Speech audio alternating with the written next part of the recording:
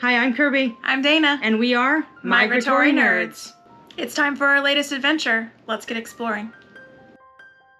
The final part of our Portland adventure takes us to the Columbia River Gorge, which is a 4,000 feet deep canyon that stretches for over 80 miles, which forms the boundary between the state of Washington to the north and Oregon to the south. Our first stop is arguably the most popular spot along the River Gorge. It's Multnomah Falls. If you are coming here in peak tourist season, so summertime, you need a timed entry to come to the falls, so on recreation.gov, so make sure you look into that, so that once you get here you can actually see it.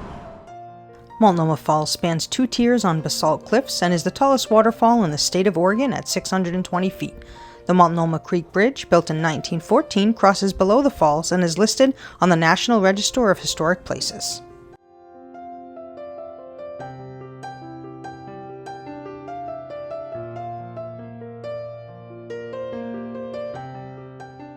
The falls can be viewed from this observation point right at the bottom, or you can take a short hike that leads to Benson Footbridge, which is a 45-foot-long footbridge that allows you to cross about 100 feet above the lower cascade of the waterfall.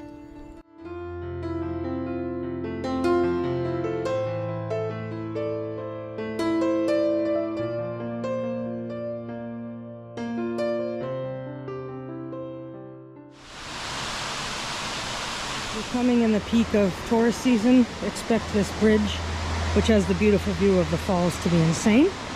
But you can come up a little further and hopefully it's a little less busy.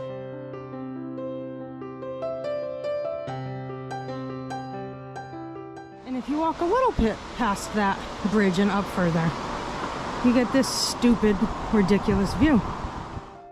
This trail continues upwards through a series of switchbacks that would take you to a viewpoint of the upper falls.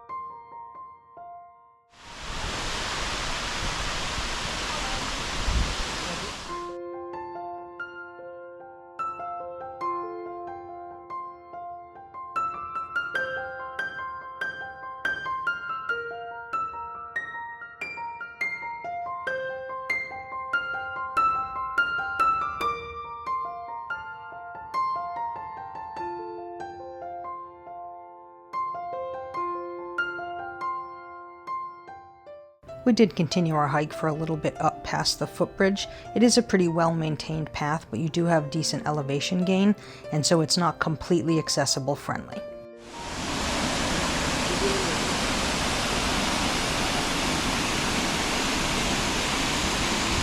So this very front viewing area, that's at the very bottom of the falls, is handicap accessible. There is a ramp that will take you up so that you can come and see all of this from the parking lot.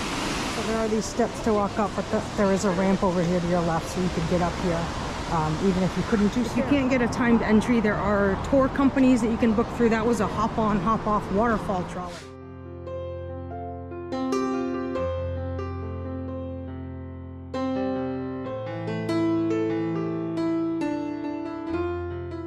There's a gift shop, there's a restaurant, a lounge, and then there are nice clean restrooms with running water. There's also a little stand with espresso and fudge, nut, and pastries.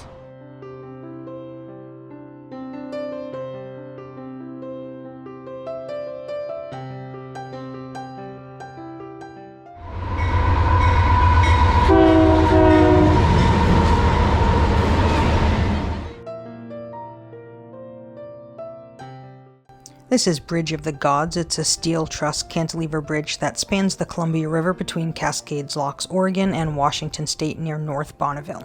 The bridge is named after the historic geological feature also known as Bridge of the Gods. Starting on the Washington side in Stevenson, Bridge of the Gods, crossing over the Columbia River to Cascade Locks, Oregon.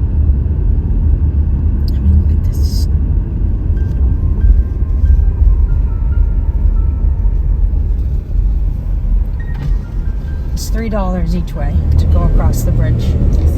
They take credit cards though, so worth it. $6 view, worth it. And you can walk across this bridge, No.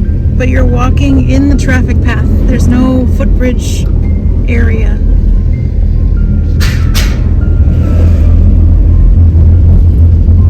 So this seemed a little safer, even though it was cost money.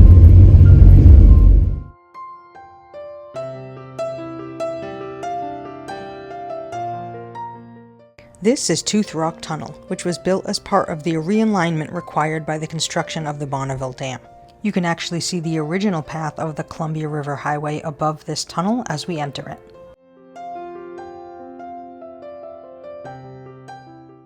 Our next stop was to visit Starvation Creek and Cabin Creek Falls. Migratory nerdy fact of the video, the waterfall and the river that forms it were named from an incident in the winter of 1884 to 1885, where 2 Union Pacific Railroad trains were marooned in a blizzard for 2 weeks near the river. Supplies were delivered to the passengers and crew members by skis.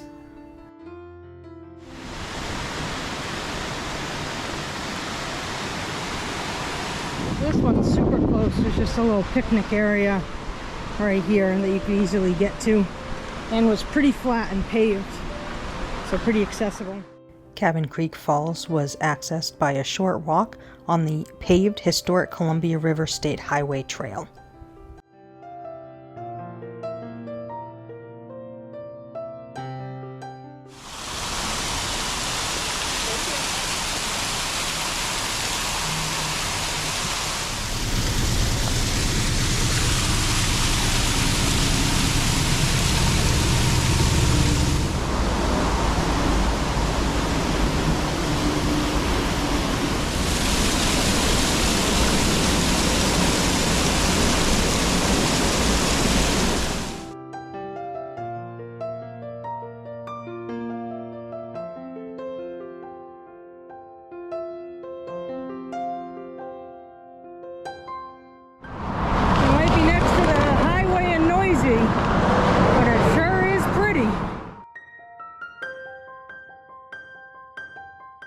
There were restrooms with real sinks and real toilets and running water here.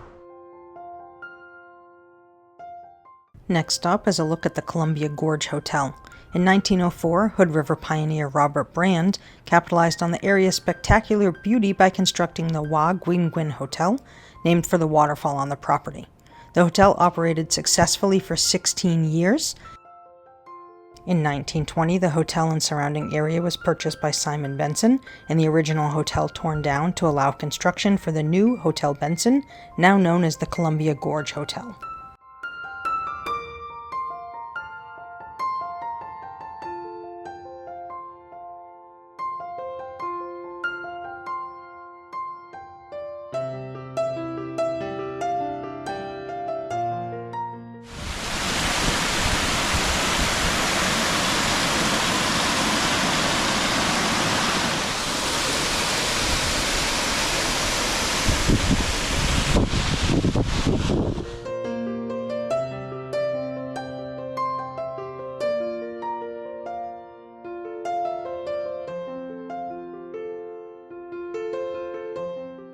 We've officially arrived in the Hood River area, and it's time for some lunch at Full Sail Brewing Company.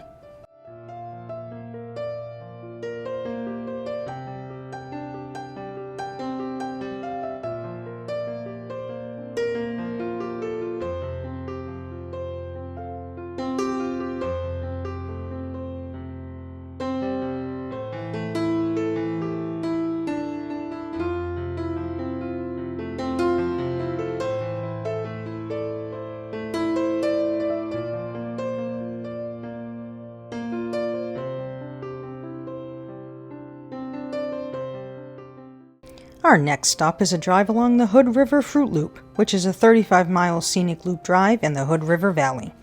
The Hood River Fruit Loop was organized in 1992 to create public awareness to ensure the preservation of Hood River County's rich agricultural history for generations to come.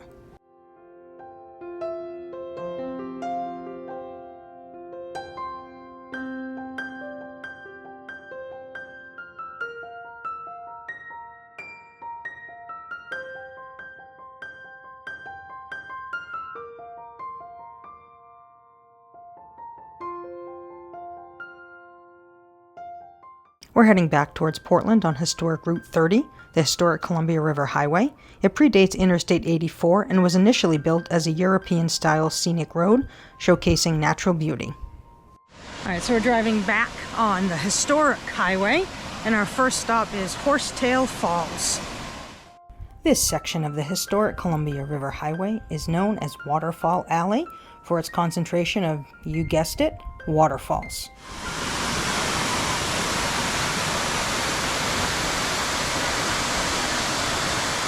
Oneonta Bluff presented an obstacle as it stood in the way of constructing the Columbia River Highway any further east.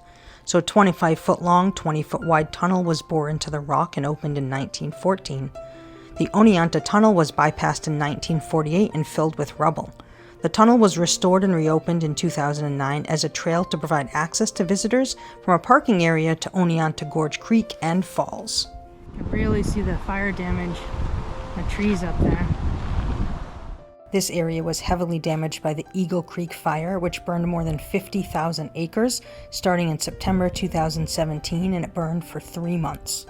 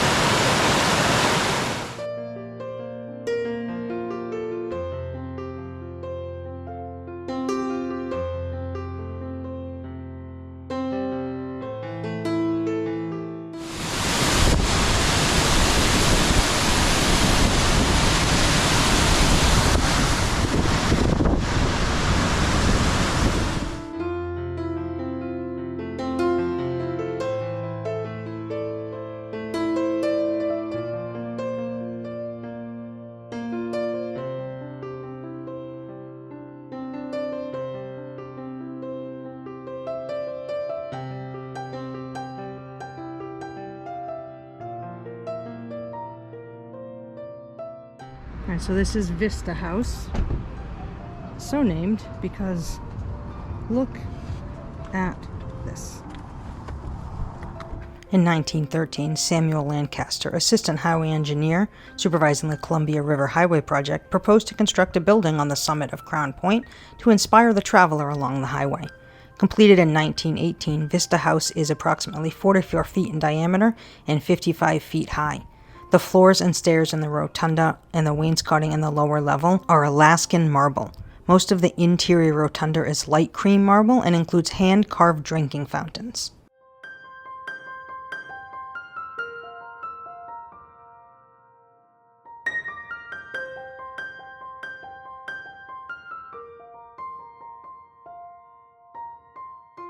So that's Vista Point where we just were. And look at this view.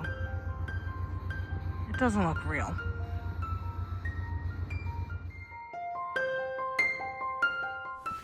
All right, how was your day exploring the gorge area? The gorge is gorgeous. Ayo. Ching. No, the gorge is really nice. And there was lots of places for us to hike or walk around that weren't too crazy strenuous. No, most of it, the strenuousness of it is the fact that no matter what you are doing in your walk, there's going to be elevation gain. I think that made more of them more strenuous than a traditional like hike, but that was the, we would go 0.2 of a mile, but you were going 0.2 of a mile this way. Yeah. So it made it a little bit more strenuous, but there were lots of opportunities to, drive a little bit, get out, walk a little bit to see something beautiful. And I feel like, especially on the old highway, Waterfall Alley, The historic highway. most of those were, if you pulled off, you could see the waterfall right there. You didn't have to climb up to see the upper anything. Yeah, there were a few waterfalls on that route that we didn't stop at that were more significant hikes, but you could see a lot from getting out of your car but not really going a lot of places. So if you had any mobility challenges, you'd be able to see a lot. Even the words I'm looking for here are Multnomah Falls. You could go, that whole front bottom area was all accessible. You obviously couldn't get up to the like famous bridge, but you could see and really experience the falls without having to go too far. That bridge was packed. And it wasn't even peak season. It wasn't pleasant to be on that bridge. No. So get your Instagram moment, I guess, there. Or walk a little further and get a less crazy Instagram moment. And we were not aware, but we lucked out that you needed a timed entry to get in. We pulled into the parking lot and got one. Yeah. Again, not peak tourist time. If you can't get a timed entry, there are places you can park off-site that have like tours or a bus that will then take you to the falls. Essentially the timed entry is to be able to park your car in the parking lot is really what it is. You can go anytime if you take one of those like tours, like we saw hop on like bus like major cities have, but it was like for the waterfalls up and down. So you could do that without a timed entry. But I would recommend going as early as possible if that is what you want to do with less people. And then Starvation Creek. Dana had a point about Starvation Creek. No one actually starved there. The people were stuck for 2 weeks. And this was like some sort of initial train ride, like showing the new train line. Yeah. Right? Didn't work so good. So they got stuck, and it was basically they spent Christmas and New Year's on the train. In a blizzard. So it was cold, but they were all indoors, and people got on skis and went back and forth to bring them supplies, but nobody died. So, drama much? I'm sure it was to sell newspapers. I'm sure it wasn't the people who were there. Yeah. It was to sell newspapers, I'm sure. Yeah. But we had a really good day. There's a lot more to do. We missed Gary and Guide Along. We did miss Gary. I think I said this earlier, but I found like a app from some local people that was similar in the whole like GPS narrated. It was free, but it hadn't been updated in a few years. Yeah. So some of the information was a little outdated, and it wasn't as good with like directions and turning, but it was something. I gave it a C+ as compared to Gary's A++. Anything else? Nope. All right, I'm Kirby. I'm Dana. And we are Migratory Nerds. Make sure you subscribe to the channel so you get notified when all of our new videos drop. Bye. Bye.